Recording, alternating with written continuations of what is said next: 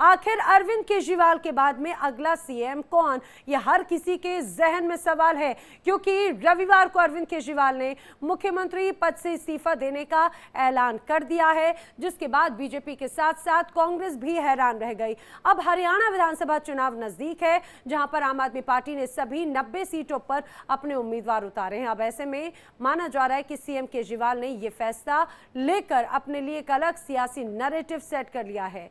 आपको ये भी बताते चलें, दिल्ली आबकारी नीति मामले में करीब 6 महीने बाद सुप्रीम कोर्ट से जमानत मिलने पर वो जेल से बाहर आए। दिल्ली के मुख्यमंत्री अरविंद केजरीवाल ने इस्तीफे का ऐलान किया और केजरीवाल ने रविवार को आम आदमी पार्टी के कार्यकर्ताओं को संबोधित करते हुए कहा है कि 2 दिन बाद मैं मुख्यमंत्री पद से इस्तीफा देने जा रहा हूं और जब तक जनता मुझे दोबारा चुनकर सीट पर नहीं भेजती, मैं मुख्यमंत्री की कुर्सी पर नहीं बैठूंगा। ये फैसला भले ही सभी को सरप्राइज कर रहा हो, लेकिन ये उनकी सोची समझी रणनीति का हिस्सा है, क्योंकि केजरीवाल एक इस्तीफे से कई सियासी निशाने साधने का बड़ा दांव चल रहे हैं। लेकिन ये देखने वाली बात है कि आखिर फैसला क्या उनके लिए सियासी नैरेटिव सेट कर पाएगा।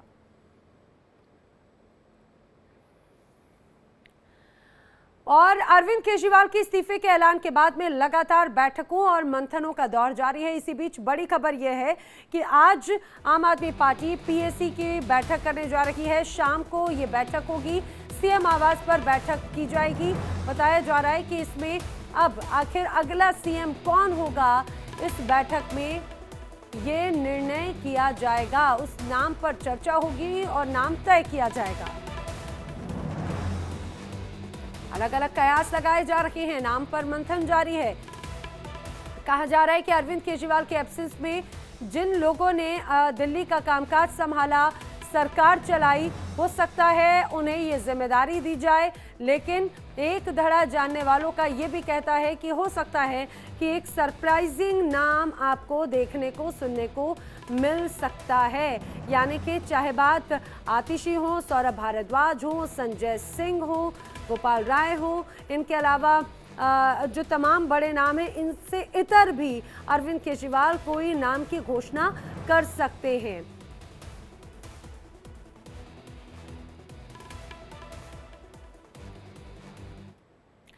वहीं दूसरी तरफ प्रधानमंत्री नरेंद्र मोदी ने आज देशवासियों को बड़ी सौगात दी है। गांधीनगर में प्रधानमंत्री मोदी ने भुज और अहमदाबाद के बीच में देश की पहली वंदे भारत मेट्रो ट्रेन को हरी झंडी दिखाई। बता दें कि वंदे भारत ट्रेन भुज और अहमदाबाद के बीच चलेगी, जो कि 100 से 150 किलोमीटर प्रति घंटे की रफ्तार से दौड़ेगी। आपको ये भी बता दूं कि मेट्रो को इस तरह डिजाइन किया गया है कि ये 200 किलोमीटर प्रति घंटे की रफ्तार से पटरियों पर दौड़ सके, लेकिन इसकी गति 100 से 150 किलोमीटर तक ही है। और आज की तस्वीर हम आपको दिखा रहे हैं, जब प्रधानमंत्री नरेंद्र मोदी इस दौरान इस जो मेट्रो है उसमें सवार होकर वो निकले और बाकायदा यहाँ पर जो स्टूडेंट्स थे उनसे उन्होंने बातचीत भी की, सुझाव लिए भी और उन्हें सुझाव दिए भी। तो देश की पहली वंदे भारत मेट्रो ट्रेन को हरी झंडी दिखा दी है। ये जो ट्रेन है भुज और अहमदाबाद के बीच चल रही है। वंदे भारत ट्रेन भुज अहमदाबाद के बीच में एक नया रास्ता तय कर रही है। 100 से 150 किलोमीटर प्रति घंटे की रफ्तार से दौड़ने वाली वंदे मेट्रो बेहद खास तरीके से डिज़ाइन की गई है। बताया जा रहा है कि इसकी रफ्तार भले ही 100 से 150 किलोमीटर प्रति घंटे की रफ्तार की हो, लेकिन 200 किलोमीटर से भी ज़्यादा की रफ्तार के साथ ये पटरी पर दौड़ सकती है। देखिए, पीएम मोदी ने आज इस मेट्रो को हरी झंडी दिखाकर रवाना किया।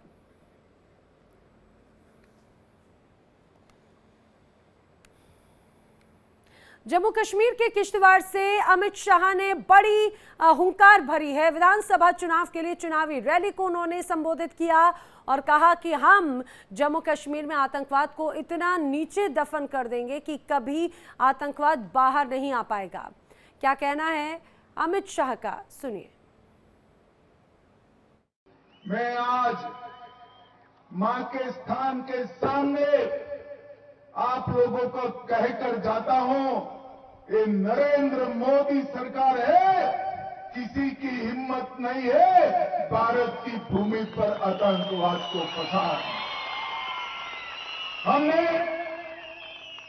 वीडीजी और एसपीओ के तंत्र को मजबूत करने का काम किया है। पुरानी भारी राइफलों की जगह इनको एसएलआर से लैस कर रहे हैं और इसके साथ साथ एक ऐसी सुरक्षा ग्रिड भी खड़ी कर रहे हैं जितने लोगों को आने की इच्छा हो कहीं से भी आ जाए, सबका अंत यही पहाड़ियों में करने का काम हमारी सेना और हमारे जवान करेंगे। अमित शाह ने जम्मू कश्मीर में हुंकार भरी तो मुख्यमंत्री योगी आदित्यनाथ त्रिपुरा दौरे पर हैं। आपको बता दें, यहां पर त्रिपुरा दौरे के दौरान मुख्यमंत्री योगी आदित्यनाथ ने सिद्धेश्वरी मंदिर के उद्घाटन में शिरकत की, हिंदू धर्म के स्कूल वेद विद्यालय की आधारशिला रखी। त्रिपुरा के मुख्यमंत्री माणिक साहा भी इस दौरान उनके साथ में मौजूद रहे। ये तस्वीरें आपको दिखा रहे हैं हम त्रिपुरा की, जहां पर सिद्धेश्वरी मंदिर के उद्घाटन कार्यक्रम में वो शामिल हुए। साथ ही हिंदू धर्म के स्कूल वेद विद्यालय की आधारशिला भी उन्होंने रखी।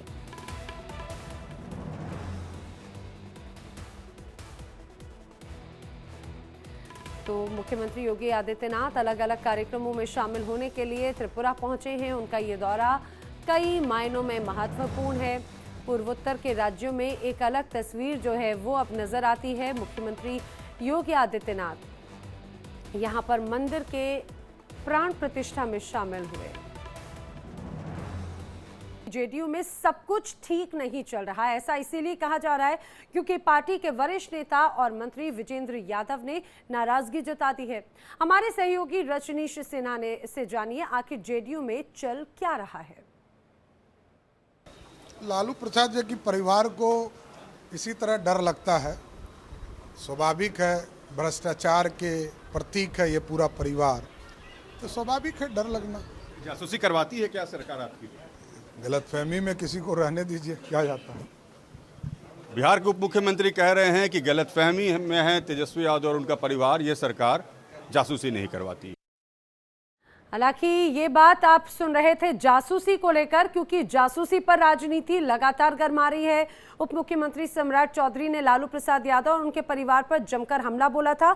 इसको लेकर प्रतिक्रियाएं सामने आ रही हैं, लेकिन सबसे महत्वपूर्ण बात यह भी है कि सरकार में अंदर खाने बहुत अच्छी स्थिति नजर नहीं आती। आखिर क्यों नाराजगी की बातें चल रही हैं, उसको लेकर भी आपको एक रिपोर्ट दिखाते हैं। बिहार के मुख्यमंत्री नीतीश कुमार की पार्टी में मच गया है बवाल। जी हां, आज नीतीश कुमार की पार्टी जनता दल यूनाइटेड की एक बड़ी बैठक बुलाई गई है पदाधिकारियों की, जिसमें कार्यकारी राष्ट्रीय अध्यक्ष से लेकर तमाम नेता मौजूद हैं। मगर इस पार्टी की बैठक के पहले ही एक बड़ा बवाल खड़ा हो गया है, और बवाल इसलिए खड़ा हुआ है कि पार्टी के सबसे वरिष्ठ नेता और बिहार सरकार के ऊर्जा मंत्री विजेंद्र प्रसाद यादव नाराज हो गए हैं। दरअसल पार्टी कार्यालय के बाहर तमाम जगह पोस्टर्स लगाए गए हैं। अलग अलग लोगों ने, दल ने अपने पोस्टर्स लगाए हैं इस बैठक को लेकर। यहाँ बाकायदा लिखा है बिहार प्रदेश जनता दल यूनाइटेड की संगठनात्मक बैठक, सभी प्रदेश पदाधिकारियों, प्रवक्ताओं, प्रमंडल प्रभारियों, जिला अध्यक्षों, प्रकोष्ठ प्रभारियों व अध्यक्षों तथा विधानसभा प्रभारियों की बैठक। अब बवाल इसलिए है कि विजेंद्र प्रसाद यादव सबसे वरिष्ठ नेता हैं पार्टी के, और उन्हें ऐसा लग रहा है कि उन्हें नजरअंदाज किया जा रहा है। पार्टी की बैठक की जानकारी उन्हें आखिरी वक्त में दी गई है। पोस्टर में कहीं विजेंद्र यादव की तस्वीर नहीं है, और विजेंद्र यादव जब बैठक में पहुंचते हैं तो वो सीधे एक लफ्ज़ कहते हैं कि मैं जनता दल यूनाइटेड में नहीं हूं। उनका गुस्सा साफ बैठक में जाने के पहले दिखता है, जब वो पार्टी के एमएलसी संजय गांधी को कहते हैं कि आप लोगों ने मुझे बैठक में बुलाया क्यों है।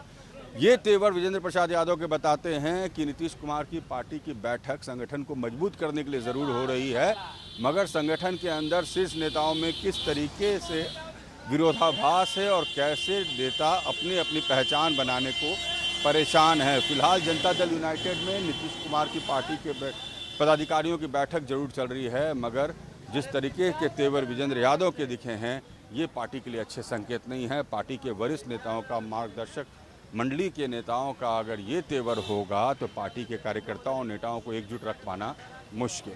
वीडियो जर्नलिस्ट निरंजन के साथ रजनीश सिन्हा, इंडिया डेली, पटना।